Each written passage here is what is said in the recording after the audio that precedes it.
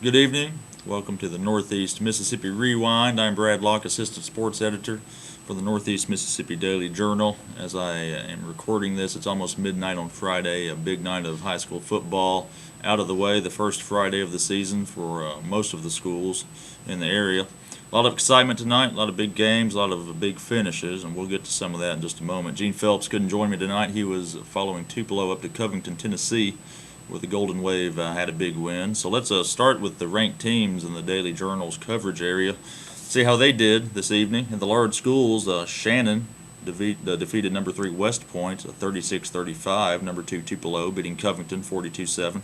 Of course, West Point losing to number 1 Shannon. Number 4 Oxford beat Charleston 36-12, and number 5 Itawamba AHS losing to Amory 24-14. Small schools, number 1 Baldwin beats number 2 Boonville 21-7.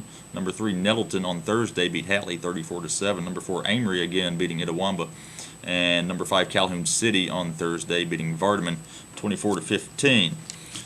Tonight I was out at that number 1-2 matchup in Boonville. Exciting game at first. Boonville got down early 21-0. Baldwin jumping on top there in the first quarter. Thought the Bearcats just looked very crisp on offense, had a couple of passes that went for long yardage, got behind the defensive backs, a 59-yarder and an 80-yarder. Wesley Wildman, the new quarterback for Baldwin, and that's a point of concern for the Bearcats, breaking in a new quarterback, Wildman and Cody King. Supposed to split duties, but tonight it was all Wildman. King took about 7 snaps. Wildman finished with 211 yards and 2 touchdowns.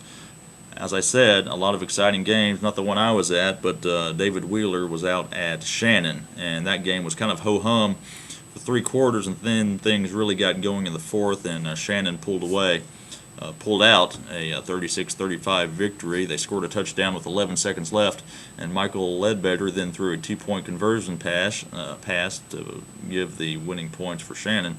Coach Chad Cook in his debut decided just to go for the win, and it paid off big time.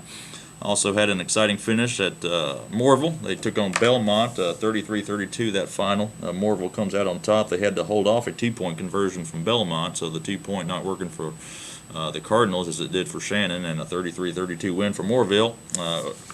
Also TCPS, Tupelo Christian, in its home debut. First year as a varsity program, held on to beat Tipton Rosemark, Tennessee 14-13.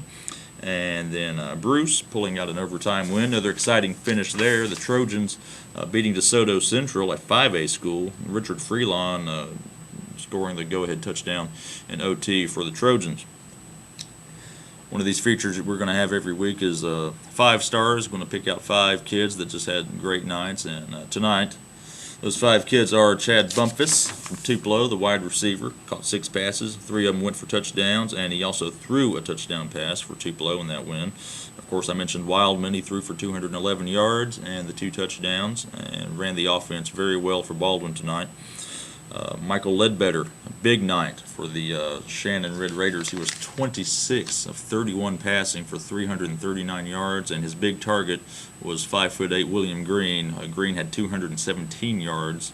215 of those came in the second half. Like I said, when all that excitement happened, as for Ledbetter, he was 17 for 21 in the second half alone for 282 yards. So Michael Ledbetter off to a great start. He's trying to come back from a disappointing season last year when he missed about half the season with the knee injury. So a good start for number 1 Shannon. The other 2 stars tonight, Brent Adams, he plays for Marshall Academy. He accounted for the only touchdown that Marshall scored, and that's all they needed in a 7-6 win over Kirk Academy. A 99-yard touchdown pass for Mr. Adams, and that got it done. And also, well, that's it. That's all 5 of them. Can't count. But it's late. It's now almost midnight, and appreciate you joining us for this. Got the high school rewind coming in Sunday's paper. We'll recap some of Friday night's action, and join us again next Thursday for the Northeast Mississippi Scouting Report, where we will talk with an area head coach about his game coming up. Good evening.